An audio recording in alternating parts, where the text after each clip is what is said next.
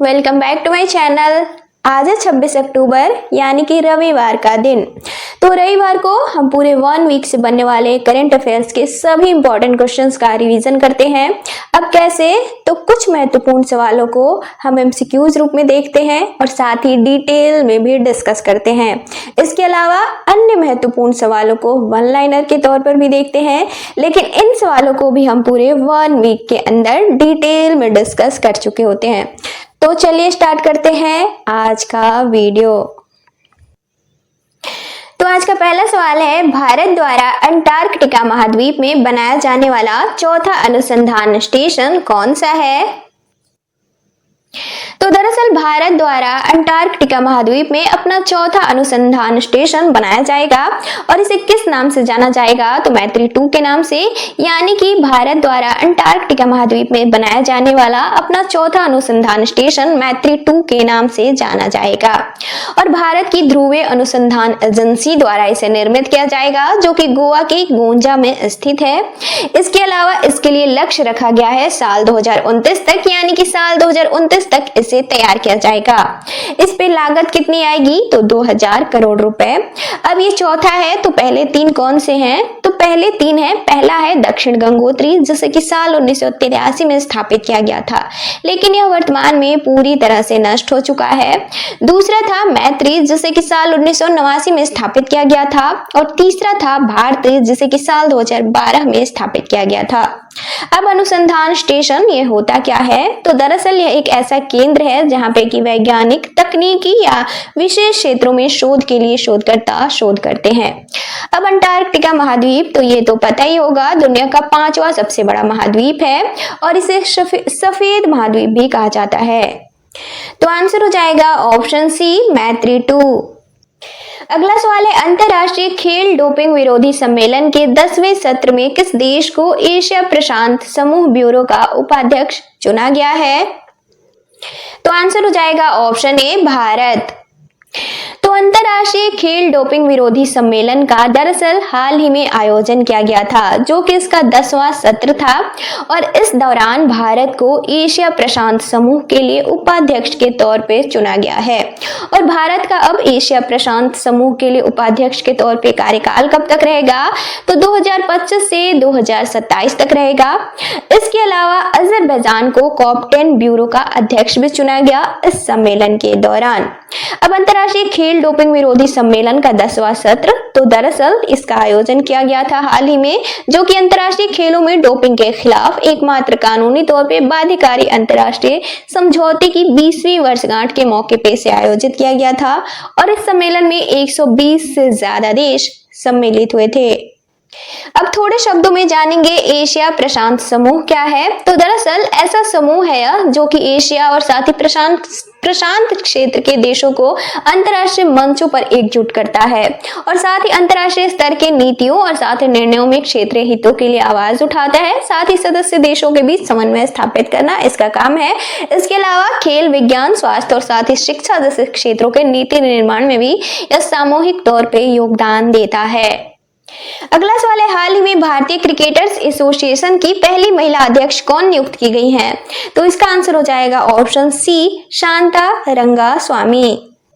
तो दरअसल हाल ही में शांता रंगास्वामी को ICA का अध्यक्ष नियुक्त किया गया है। अब ICA क्या है, इसे आगे समझते हैं। तो शांता रंगास्वामी के बारे में अगर अब थोड़े शब्दों में जाने, तो दरअसल यह भारतीय महिला क्रिकेट टीम की पूर्व कप्तान है और अध्यक्ष बनने वाली ICA की पहली महिला है और भारतीय महिला क्रिकेट टीम की कप्तान बनने वाली भी पहली महिला खिलाड़ी है। इससे पहले साल 1976 में भी इन्हें अर्जुन अवार्ड से सम्मानित किया गया था, जो कि अर्जुन पुरस्कार भी पाने वाली पहली महिला क्रिकेटर है। इसके अलावा इन्हें साल 2017 में BCCI life time achievement award से भी सम्मानित किया गया था। अब ICA, तो दरअसल इसका पूरा नाम है इंडियन क्रिकेटर्स एसोसिएशन और भारतीय क्रिकेट खिलाड़ियों के लिए यह एक स्वतंत्र संगठन के तौर पे कार्य करता है। अगला सवाल है, भारत का पहला अत्यंत गरीबी मुक्त होने वाला राज्य कौन सा है? तो इसका आंसर हो जाएगा ऑप्शन बी, केरल। तो दरअसल देश का पहला अत्यंत गरीबी मुक्त होने वाला राज्य केरल बना है, लेकिन इसकी अभी आधिकारिक तौर पे घोषणा नहीं की गई है। 1 नवंबर 2025 को आधिकारिक तौर पे इसकी घोषणा की जाएगी।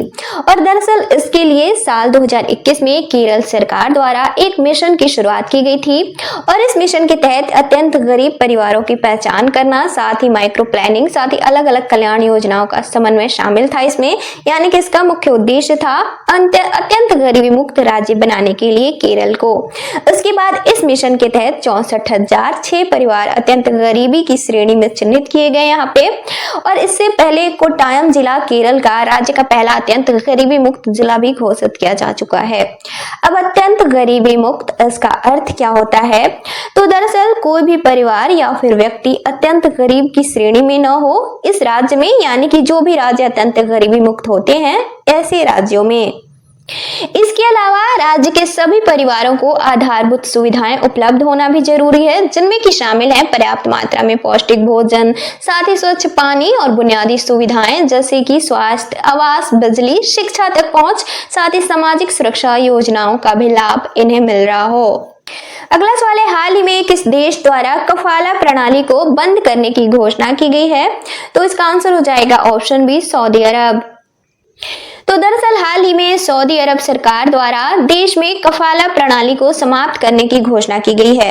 अब कफाला प्रणाली यह है क्या, इसे हम आगे समझेंगे। पहले देखते हैं इससे फायदे क्या होंगे। तो दरअसल प्रवासी श्रमिकों को नौकरी बदलने, साथ ही देश छोड़ने की स्वतंत्रता होगी अब इसे बंद किए जाने के बाद। इसके अलावा श्रमिकों को अदालतों और साथ ही शिकायत तंत्र तक बेहतर पहुंच भी हो सकेगी इन प्रवासी श्रमिकों की। अब कफाला प्रणाली, तो इसे हम थोड़े शब्दों में जानेंगे। तो दरअसल यह मध्य पूर्व के देशों में लागू होने वाली एक प्रणाली है, जिनमें कि शामिल है सऊदी अरब, कतर, कुवैत, बहरीन, ओमान, संयुक्त अरब अमीरात। और लगभग यह 50 वर्ष पुरानी प्रणाली थी। इसका उद्देश्य क्या था? तो प्रवासी श्रमिकों को प्रबंधित करना और साथ ही उनका नियंत्रण नियोक्ताओं को देना। इसका मतलब ये कि ये प्रवासी श्रमिक जहां भी कार्य करते थे वहां के नियोक्ताओं के नियंत्रण में होते थे। अगला सवाल है, हाल ही में भारत ने काबुल में अपने तकनीकी मिशन को किस स्तर पे उन्नत किया है? तो इसका आंसर हो जाएगा ऑप्शन सी, दूतावास यानी कि एम्बेसी। तो दरअसल हाल ही में काबुल में भारत की तकनीकी मिशन को एक पूरे दूतावास के तौर पे हाल ही में अपग्रेड किया गया है। अब इसे हम अगर थोड़े शब्दों में समझें तो दरअसल साल 2021 में अगस्त महीने में तालिबान का सत्ता में आगमन हुआ था। इसके बाद काबुल में स्थित दूतावास को भारत सरकार द्वारा अस्थायी तौर पे बंद कर दिया गया था। इसके बाद जून 2022 में तकनीकी मिशन सीमित तौर पे यहाँ फिर से स्थापित किया गया, जिसका कि उद्देश्य था मानवीय सहायता करना और साथ ही विकास परियोजनाओं की निगरानी करना। इसके बाद अक्टूबर 2025 में यानी कि हाल ही में अफगानिस्तान के विदेश मंत्री अमीर मुत्ताकी भारत की यात्रा पे थे। इस दौरान भारत सरकार द्वारा अपने तकनीकी मिशन को पूर्ण रूप से दूतावास के तौर पे फिर से उन्नत करने की घोषणा की गई है। अब इससे फायदे क्या होंगे? तो द्विपक्षीय संबंध मजबूत होंगे, साथ ही सामूहिक विकास और सहयोग बढ़ाने के अवसर मिलेंगे। इसके अलावा अफगानिस्तान में भारत के विकासात्मक, साथ ही मानवीय और क्षमता निर्माण जैसे पहलों को बढ़ावा भी मिलेगा। अगला सवाल है, हाल ही में आयुसीएन का 90वां राज्य सदस्य कौन बना है? तो इसका आंसर हो जाएगा ऑप्शन ए, तुवालू। तो दरअसल हाल ही में ओशनिया महाद्वीप, जैसे कि ऑस्ट्रेलिया महाद्वीप के नाम से भी जाना जाता है, इसका एक देश तुवालू आयुसीएन का 90वां राज्य सदस्य बना है। अब राज्य सदस्य होता क्या है? तो दरअसल आयुसीएन में सदस्यता 4 श्रेणियों के तहत होती है, जिनमें से कि एक भी ये भी है राज्य सदस्य। अब ये होता क्या है? तो दरअसल इसमें कोई भी ऐसे देश होते हैं जो कि आयुसीएन के संविधान को स्वीकार करते हैं और सदस्यता ग्रहण करते हैं। और इसके बाद जब भी कोई देश ऐसा करता है तो आयुसीएन की नीति निर्णयों में भाग ले सकता है। इसके अलावा वोटिंग भी कर सकता है। अब अन्य 3 श्रेणियां कौन सी हैं? तो दूसरा है सरकारी एजेंसियां, जिनमें कि किसी भी देश की एजेंसियां या फिर मंत्रालय शामिल होते हैं। तीसरा है एनजीओ सदस्य, जिसमें कि गैर सरकारी संस्थाएं शामिल होती हैं। और चौथा है अंतर्राष्ट्रीय संगठन, यानी कि इसमें कोई भी वैश्विक पर्यावरणीय संस्थाएं शामिल होती हैं। अगला सवाल है, पटना हाईकोर्ट के कार्यकारी मुख्य न्यायाधीश कौन बनाए गए हैं? तो इसका आंसर हो जाएगा option B, justice Sudhir Singh. तो दरअसल हाल ही में पटना उच्च न्यायालय के 46वें मुख्य न्यायाधीश पवन कुमार भेमप्पा बजंथरी अपने पद से सेवानिवृत्त हुए हैं, जो कि 22 अक्टूबर के हुए हैं। इसके बाद पटना उच्च न्यायालय के कार्यकारी मुख्य न्यायाधीश बनाए गए हैं जस्टिस सुधीर सिंह। अब पटना उच्च न्यायालय तो दरअसल इसकी स्थापना की गई थी 9 फरवरी साल 1916 को और पहले मुख्य न्यायाधीश बनाए गए थे सर एडवर्ड मायवर्ड जेम्स चामियर और यह अपने पद पे रहे थे 1 मार्च साल 1916 से 30 अक्टूबर साल 1917 तक। अगला सवाल है, विश्व जूनियर बैडमिंटन चैंपियनशिप 2025 में भारत की तन्वी शर्मा ने कौन सा पदक जीता है? तो इसका आंसर हो जाएगा ऑप्शन बी, रजत पदक। तो विश्व जूनियर बैडमिंटन चैंपियनशिप 2025 तो दरअसल इसका आयोजन किया गया था असम के गुवाहाटी शहर में और महिला एकल की विजेता बनी है इसमें, यानी कि स्वर्ण पदक जीता है थाईलैंड की अन्यापत फिचित प्रिचासक ने, जबकि उप विजेता रही हैं भारत की तन्वी शर्मा, यानी कि तन्वी शर्मा ने रजत पदक जीता है और पिछले 17 वर्षों में भारत का यह पहला पदक है। इससे पहले साल 2008 में साइना नेहवाल ने स्वर्ण पदक जीता था इस चैंपियनशिप में और रजत जीतने वाली इसके साथ ही 5वीं भारतीय भी बनी है तन्वी शर्मा। इनसे पहले अब अन्य 4 कौन से थे? तो पहली थी अपर्णा पोपट साल 1996 में, अगली साइना नेहवाल 2006, इसके अलावा सिरिल वर्मा 2015, इसके अलावा शंकर मुथुस्वामी 22 में। इसके अलावा पुरुष एकल के विजेता कौन बने हैं? तो चाइना के लियू यांगमिंग बने हैं। इसके अलावा उप विजेता रहे हैं इंडोनेशिया के मोहम्मद जकी उबैदुल्लाह। अगला सवाल है, ग्लोबल एनवायरमेंटल रैंकिंग 2025 में भारत कौन से स्थान पर है? तो इसका आंसर हो जाएगा ऑप्शन ए, 9वें स्थान पे। तो ग्लोबल एनवायरमेंटल रैंकिंग तो दरअसल वैश्विक स्तर पर देशों के पर्यावरणीय प्रदर्शन का आकलन करता है और इसके लिए रैंकिंग के घटक कौन से होते हैं, यानी कि किन घटकों पे इसमें रैंकिंग की जाती है देशों की। तो ये है, पहला है जलवायु परिवर्तन, अगला है जैव विविधता, अगला है वन क्षेत्र, इसके अलावा प्रदूषण, इसके अलावा जल संसाधन प्रबंधन, इसके अलावा स्थिरता। अब टॉप 5 देश इसमें कौन से रहे हैं? तो पहला है रसिया, दूसरे पे है ब्राजील, तीसरे पे कनाडा, चौथे पे अमेरिका और 5वें पे चाइना। भारत इसमें कहां पे है? तो भारत 9वें स्थान पे रहा है। अगला सवाल है, अंडर 20 फीफा वर्ल्ड कप 2025 का खिताब किसने जीता है? तो इसका आंसर हो जाएगा ऑप्शन डी, मोरक्को। तो अंडर 20 फीफा वर्ल्ड कप 2025 तो दरअसल इसका आयोजन हाल ही में चिली के सैंटियागो शहर में किया गया था और इसमें विजेता रही है मोरक्को की टीम, जबकि उप विजेता रही है अर्जेंटीना की टीम और मोरक्को का यह पहली बार खिताब था, यानी मोरक्को पहली बार यह खिताब जीता है। इसके अलावा और घाना के बाद यह जीतने वाला, यानी कि वर्ल्ड कप अंडर 20 का खिताब जीतने वाला मोरक्को दूसरा अफ्रीकी देश बना है। इससे पहले घाना साल 2009 में जीता था। अगला सवाल है, भारत के पहले मानव अंतरिक्ष यान मिशन गगनयान को किस वर्ष तक लॉन्च किया जाएगा? तो इसका आंसर हो जाएगा ऑप्शन सी, 2027। तो दरअसल हाल ही में इसरो के वर्तमान अध्यक्ष वी नारायणन द्वारा यह घोषणा की गई है कि गगनयान मिशन साल 2027 तक लॉन्च किया जा सकता है और यह लॉन्च होगा तो देश का पहला मानवयुक्त गगनयान मिशन होगा। अब यह है क्या, इसे हम आगे थोड़े शब्दों में समझेंगे। तो दरअसल इससे पहले, इस मिशन को लॉन्च करने से पहले 2026 में 3 गैर मानव गगनयान मिशन को भी लॉन्च किया जाएगा और इसमें से पहला दिसंबर 2025 में लॉन्च किया जाएगा, जिसमें कि एक व्योम मित्र नामक अर्ध मानवाकार रोबोट भी शामिल होगा। अब गगनयान मिशन है क्या, इसे हम थोड़े शब्दों में समझें तो दरअसल यह देश का पहला मानवयुक्त मिशन होगा, यानी कि अब यह है क्या, इसका मतलब क्या है? तो दरअसल गगनयान मिशन एक ऐसा मिशन है जिसके तहत पहली बार भारतीय नागरिकों को अंतरिक्ष में भेजा जाएगा और कम से कम इसमें 3 लोग शामिल होंगे, यानी कि इस मिशन में 3 लोग शामिल होंगे और इसे प्रक्षेपण यान, इसका मतलब किस प्रक्षेपण यान से इसे प्रक्षेपित किया जाएगा? तो GSLV Mk3 के द्वारा और अंतरिक्ष में यह लगभग 5 से 7 दिनों तक समय बिताएगा। इसके अलावा वी नारायणन, यानी कि इसरो के अध्यक्ष वी नारायणन द्वारा, जो कि इसरो के 11वें अध्यक्ष हैं, इनके द्वारा अन्य लक्ष्यों की भी घोषणा की गई इस दौरान। अब ये क्या है? तो साल 2035 तक भारत अंतरिक्ष स्टेशन की स्थापना कर सकता है, ऐसा लक्ष्य रखा गया है।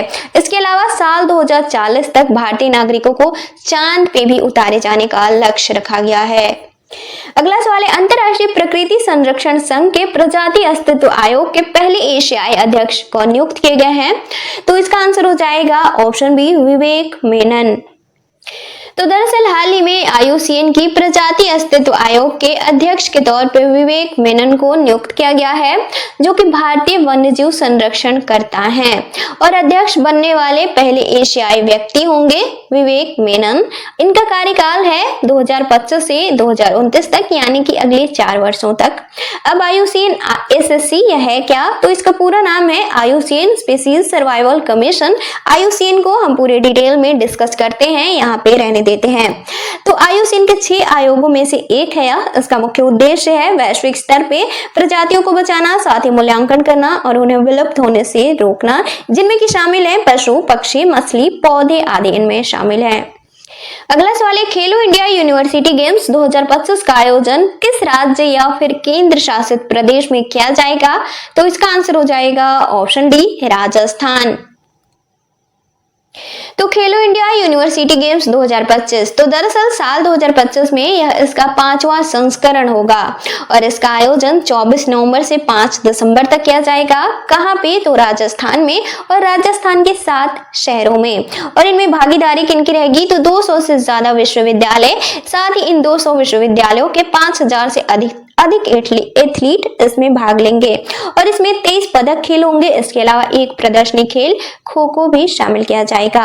अब खेलो इंडिया, तो दरअसल यह खेलो इंडिया यूनिवर्सिटी गेम्स, तो दरअसल ये खेलो इंडिया पहल का एक हिस्सा है जिसकी शुरुआत की गई थी साल 2018 में। अगला सवाल है, हाल ही में जारी इनरिच IMD सतत व्यापार सूचकांक 2025 में भारत कौन से स्थान पे है? तो इसका आंसर हो जाएगा ऑप्शन बी, 23वें। तो इनरिच IMD सतत व्यापार सूचकांक 2025, तो दरअसल इसे जारी किया गया था हाल ही में, किसके द्वारा? तो इनरिच फाउंडेशन और साथ ही IMD WCC के द्वारा। अब यह है क्या? इसे हम डेली करंट अफेयर्स के क्लास में पूरे डिटेल में डिस्कस कर चुके हैं, यहाँ रहने देते हैं। तो दरअसल इसका मुख्य उद्देश्य है वैश्विक स्तर पर व्यापार के परिप्रेक्ष्य में कितनी ऐसी अर्थव्यवस्थाएं हैं जो कि सतत तरीके से काम कर रही हैं, इसका आकलन करना। इसका मतलब यह कि इनका आर्थिक विकास, साथ ही सामाजिक समावेशन और पर्यावरणीय संरक्षण के बीच संतुलन कैसे स्थापित किया जा रहा है, इसका आकलन करना। और आकलन के 3 स्तंभ हैं इसमें। ये 3 स्तंभ अब कौन से हैं? तो पहला है आर्थिक, दूसरा सामाजिक और तीसरा पर्यावरणीय। और आर्थिक स्तंभ की बात करें तो इसमें व्यापार विविधता, साथ ही निर्यात प्रतिस्पर्धा, इसके अलावा विदेशी प्रत्यक्ष निवेश, साथ ही व्यापार लागत आदि इनमें शामिल हैं। इसके अलावा सामाजिक स्तर पे देखें तो शिक्षा, स्वास्थ्य, साथ ही श्रम अधिकार, समानता, साथ ही सामाजिक स्तर पे इनका आकलन किया जाता है। और अगला है पर्यावरणीय, इनमें शामिल है कार्बन उत्सर्जन, साथ ही नवीकरणीय ऊर्जा अनुपात, इसके अलावा प्राकृतिक संसाधन प्रबंधन, साथ ही पर्यावरणीय मानदंड इसमें शामिल है। और इसमें अब टॉप 5 देश कौन से रहे हैं? तो पहले पे रहा है यूनाइटेड किंगडम, इसका स्कोर है पूरे 100।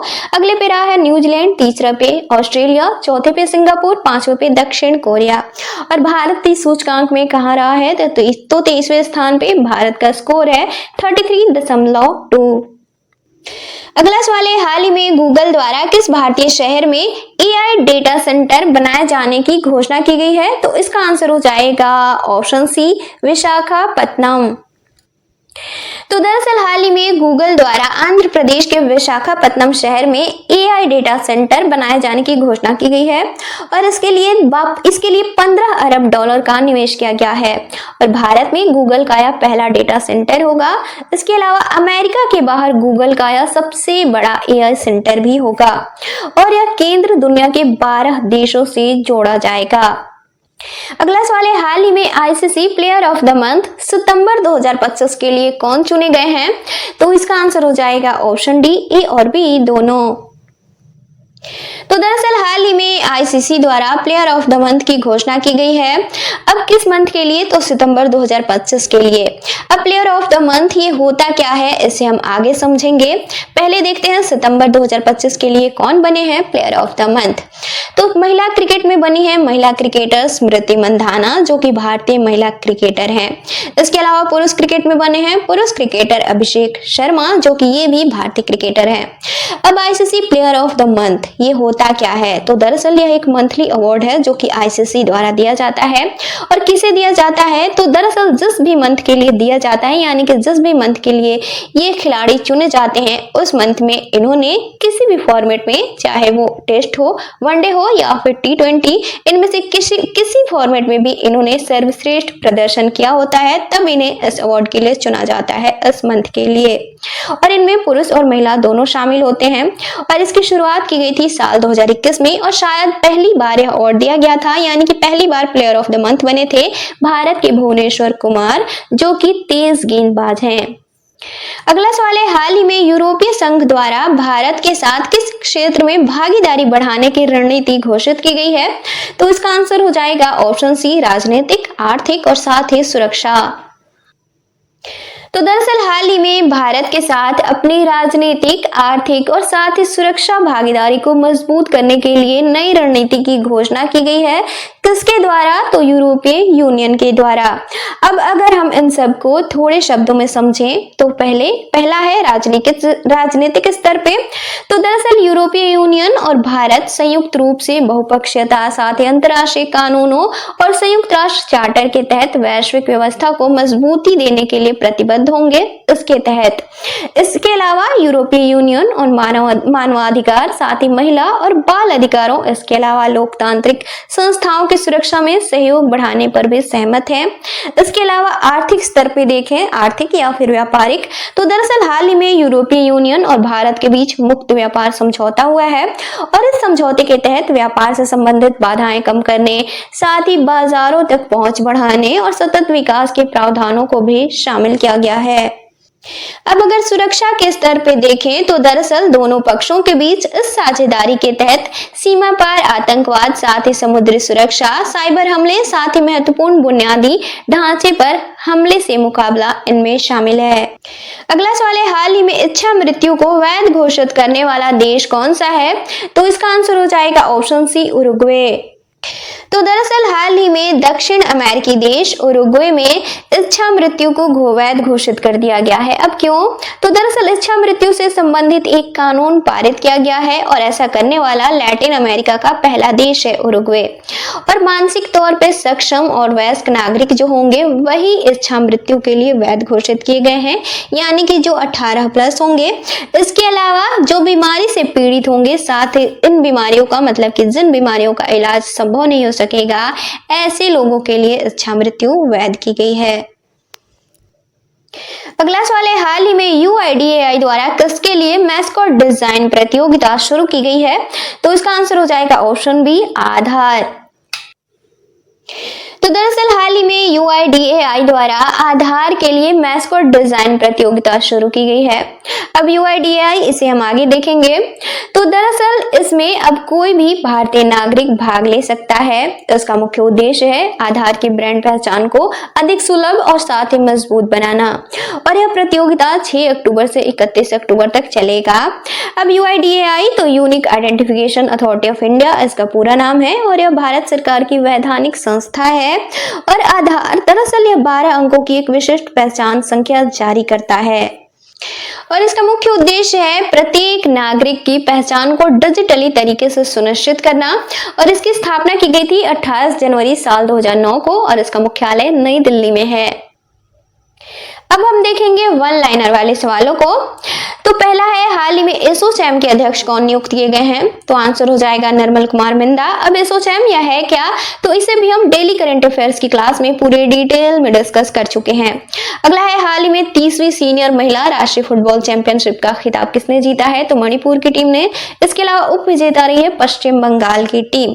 अगला है, हाल ही में हिंदुस्तान शिपयार्ड लिमिटेड को कौन सा दर्जा दिया गया है? तो मिनी रत्न का। अब मिनी रत्न क्या है, इससे भी हम डेली करंट अफेयर्स की क्लास में डिस्कस कर चुके हैं। अगला है, हाल ही में किस राज्य सरकार द्वारा प्रत्येक मंडल मुख्यालय पर दिव्यांग पुनर्वास केंद्र स्थापित करने की घोषणा की गई है? तो उत्तर प्रदेश सरकार द्वारा।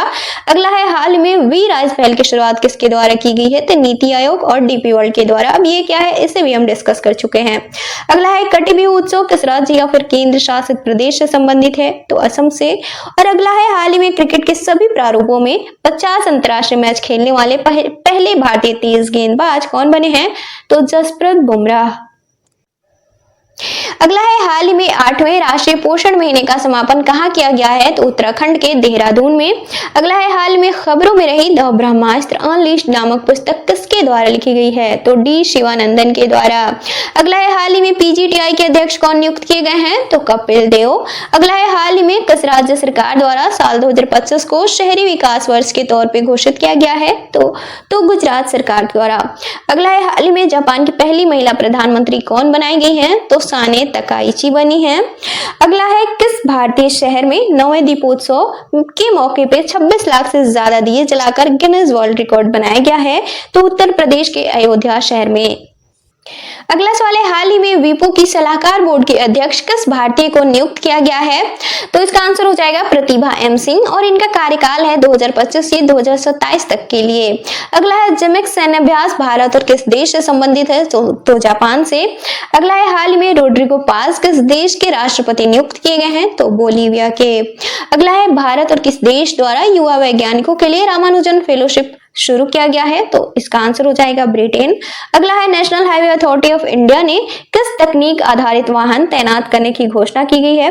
तो 3D लेजर आधारित नेटवर्क सर्वे वाहन। अगला है, हाल ही में यूएस ग्रैंड प्रिक्स 2025 का खिताब किसने जीता है?